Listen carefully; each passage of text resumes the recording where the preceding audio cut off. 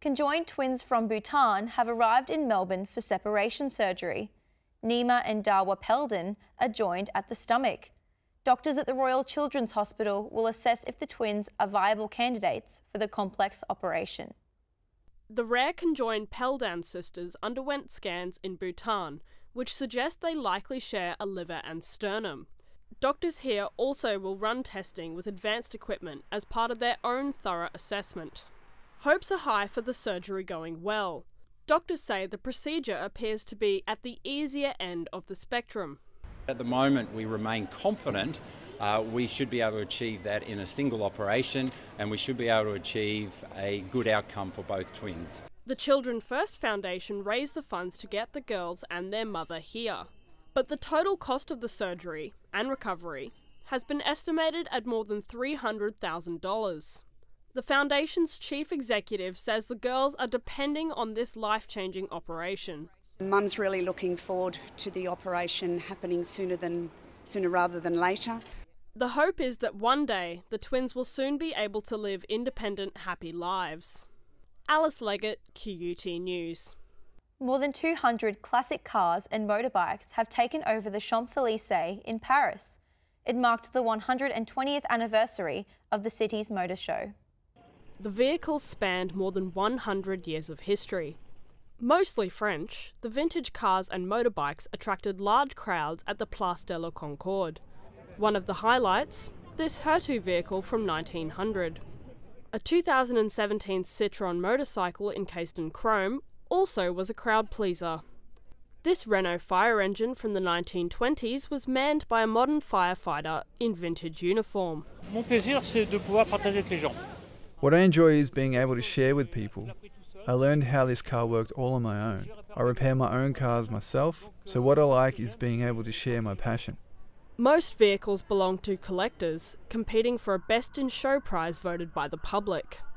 The cars paraded around popular areas of the city throughout the day, including along the River Seine and along Champs-Élysées. The Paris Motor Show opens on Thursday. Alice Leggett, QUT News.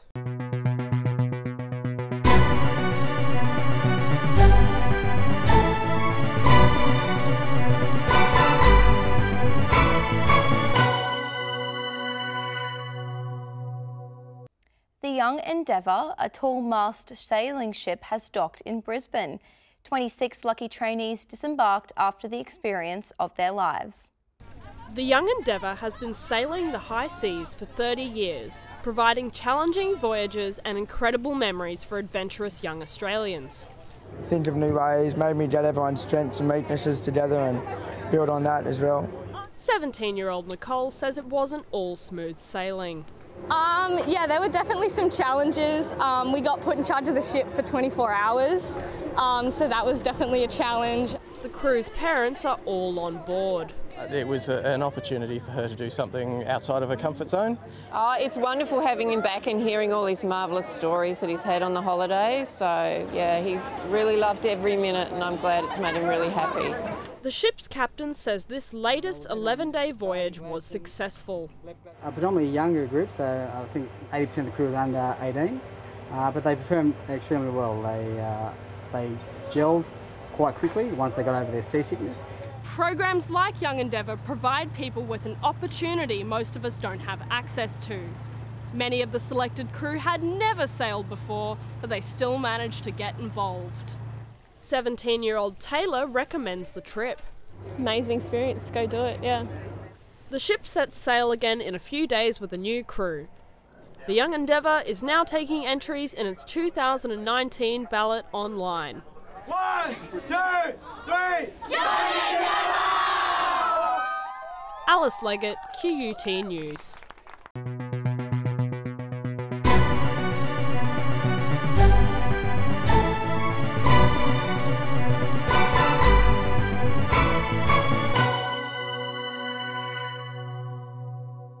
A mobile phone test alert to 225 million Americans has raised questions about privacy. The presidential alert, intended for emergencies, hasn't been used before.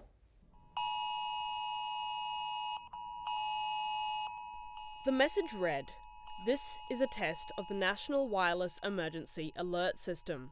No action is needed. But there were mixed reactions to the Federal Emergency Management Agency's alert. It could be necessary if we have an emergency. Just I don't want to be woken up in the middle of the night with some tweets. Just hours before it was sent out, 2 women asked a judge for the alert to be stopped due to concerns over privacy, but they were denied. People do not have the ability to opt out of these alerts. And we have the emergency alert system in place that has been in place very successfully and functioning for many, many years. They say they're also worried about increasing government interference. I'm really concerned about the expansion of presidential powers and have been for a long time. I've seen that has expanded greatly in the last 20 years. Although this was the first presidential alert, law requires the government to test its systems every 3 years. Alice Leggett, QUT News. To sports news now, Boyd Cordner admits to being nervous about his role as Kangaroos captain, particularly after the shock Greg Inglis dismissal. 26-year-old Cordner's appointment as captain means he's the first person to lead New South Wales in a State of Origin series victory, head an NRL premiership, and steer an ARL test within the same year. Yeah, it's sort of been a big blur to me at the moment. It's sort of rolled into one, and I think just every emotion under the sun over the last few days. Cordner is thinking about how Inglis is feeling. He's close to GI, and I know he'll be hurting at the moment. So over the next few days, when it calms down a bit, I'll reach out to him. In AFL, Demons player Jesse Hogan has flown home to Perth to weigh up his options. Despite being contracted for 2019, he's expected to ask to switch to Fremantle. The free agency period starts tomorrow. Tom Lynch is the first player on the move. His old club, the Gold Coast Titans, unable to match Richmond's multi-million-dollar deal. Alice Leggett, QUT News.